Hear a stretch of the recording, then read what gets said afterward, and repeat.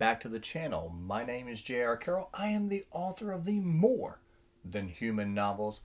And today it's that time of the year. A new top 10 books of all time. Updating this for 2024. This will be my third time making this list. And this is the most changes that I've ever made to the list. And I started this off. I did not look back at my lists for the last couple years, so I was just going on how I actually felt, not trying to influence myself. But last year, I read the most books I've ever read in a year, and I read some really good ones, and they have made their way into the top 10. Some of these are going to surprise you. So we'll start off with number 10, and that is Missborne. And this was my introduction to Brandon Sanderson a couple years ago, and it was amazing. I at first, people were like, "Oh, it's a super hard magic system. It may be hard to get into."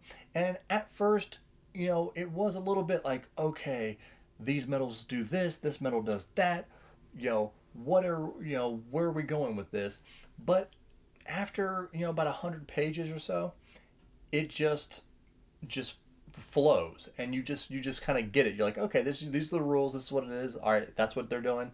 And I'm never haven't been that huge fan of super hard magic systems, but I get why some people like them, because once you know the rules, you can kind of see the future of the book. Like, okay, this person can do this person can do that. This is probably what's going to happen. So that's a very, an interesting way to look at things. But yes, Missborne, it, kind of changed my whole view. And yes, Brandon Sanderson is a good writer. Now, number 9 on my list is going to be maybe a controversial one. And I read this book, and then I just, went away from it, did the review, and I just couldn't stop thinking about it. Like, it just, the world that was built just kept coming back to me, and that is Neon Ghost by Daniel Green. I don't know. I don't know what to say. Like, his first two books were so-so. His first two attempts out. But this one, if he could keep this kind of quality going forward, he is really gonna make a name for himself. This is a cyber punk, futuristic. Vampires are real, but they're not your traditional vampires. But the thing that really sticks in my mind is Daniel Green really kind of sees where media is going in this world. It's kind of like the Judge Dredd, like people live on in these giant buildings and different floors. The lower the floor, the worse it is. But like ads and media and everything are so ingrained in here. I mean, they even project them like into your mind, and you have to pay money to get ad blockers, and it is kind of a horrifying future. But it's a future that could be a reality, and I that's why it's at number 9, because I just keep thinking about it. And these are the type of books that make my top 10 list. Now, number 8 is another new entry and a book I read last year, and that is Pet Sematary by Stephen King. This book, I had always heard that this was one of his better books. He says that this is probably his scariest book, and there's no doubt about it. If you are a parent, for sure, this is going to be one of the scariest books you've ever read. Some of the new adaptation that they've done, like the prequel, amazing. Just Pet Sematary is one of those books that when you read it, you're always gonna be thinking about it. It is a terrifying book, and the lore inside of this book is sensational. Stephen King is a master of his craft. Now, number 7 on my list is also another new book. And this book has a crazy reputation. Some people love it, some people hate it, but that is American Psycho by Bret Easton Ellis. And this book is another book that's hard to get into. When you first start reading it, it's about this, like, the late 80s, early 90s excess, rich stockbrokers and stuff like that in New York City. And our, main character, he wants to just tell you about the watch someone's wearing, the tie that they're wearing, the underwear, just, and it's all couture, Chanel, Louis Vuitton, just,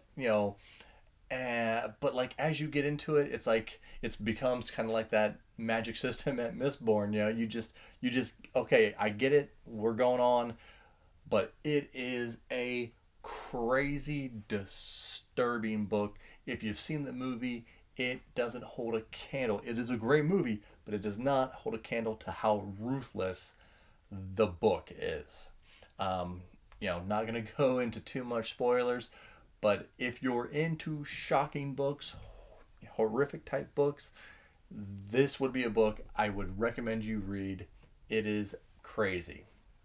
Now, number 6 is an old classic that I love, and that is City of the Dead. It is book 2 in The Rising.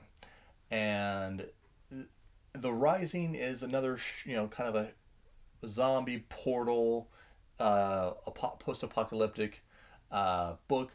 But the second book really has a better, like, story in it. The Rising is great. Don't get me wrong. The Rising is great, but City of the Dead is really pulls at your heartstrings. It's about a father who is trying to make it halfway across the country to go save his son after their divorce. Lives with his parents, or lives with his mom, and then this whole thing with zombies and everything breaks out, and he has to make it halfway across the country, and it is a brutal book, especially the first one, and then the second one, the story is amazing and also just heartbreaking. So yes, Brian Keene is a master of horror. You need to read The Rising and get through to City of the Dead. Now, number 5 is also a new book. A lot of new books this year. But this is one that's probably in most people's top 5 books who have read it, and that is A Game of Thrones. Last year, I read all of the up to current on A Song of Ice and Fire, and the first book, a lot of people would say that the first book may not be the best. I mean, I've heard people put it towards the top, but like Season of Storms seems to be towards the top.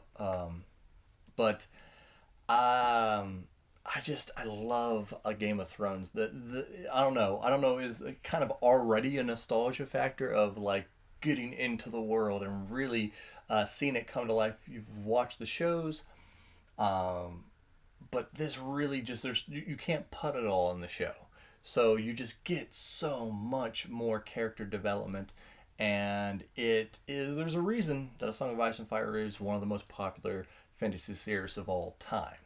And so let's go into number 4, and that is The Grand Dark by Richard Catry. Now, Richard Catry made his name off of a Sandman Slim series, which I love, but this is his best work, a futuristic dystopian world. And what I say, to this is like there was a post-war that happened within this book. A war happened, and there's just it's very industrial.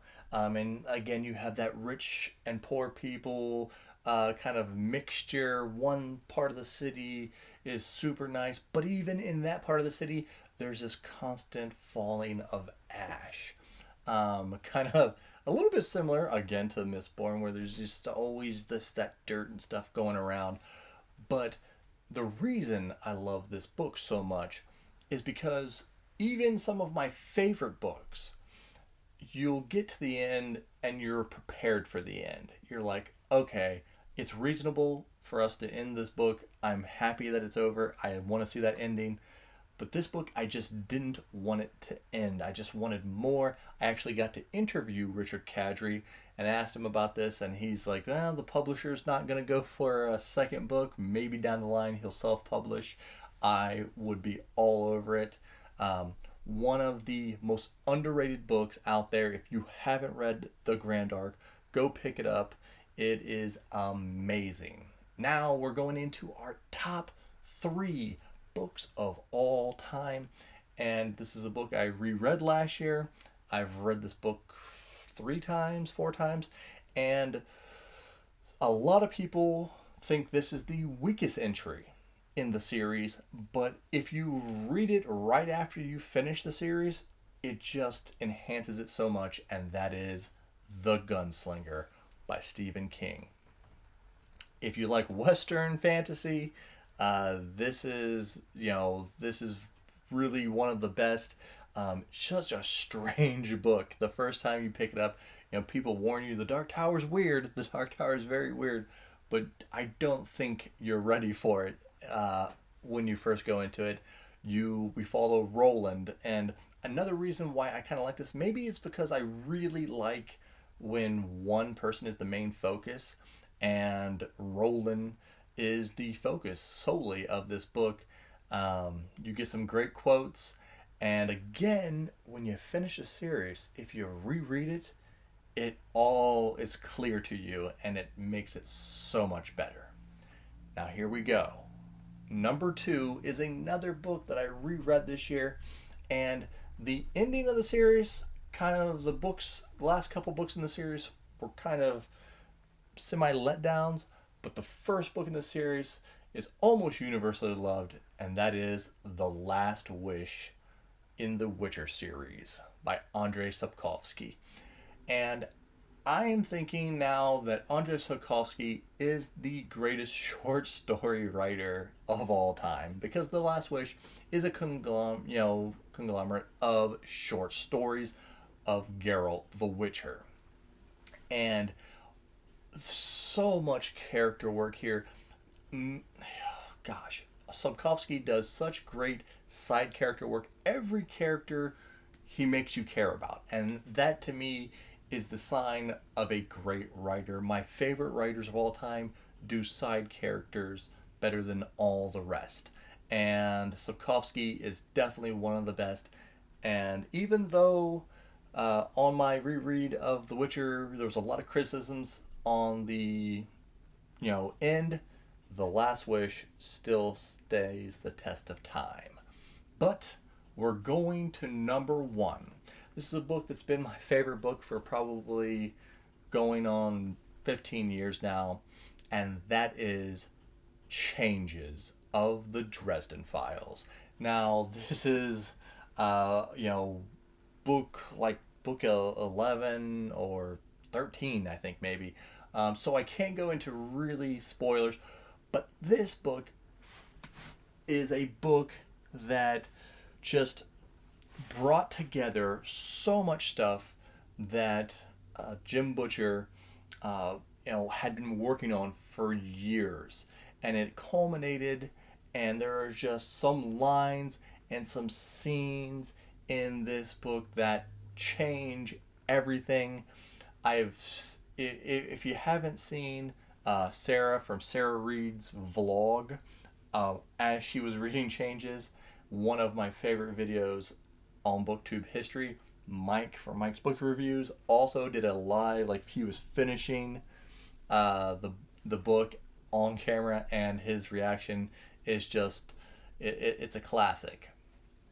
So I'm actually going to be interviewing Jim Butcher next Monday, April 8th at 4 p.m. Eastern. So if you want to see me, tell him about how Changes, changed my life almost, come check that out. But that is my top 10 list.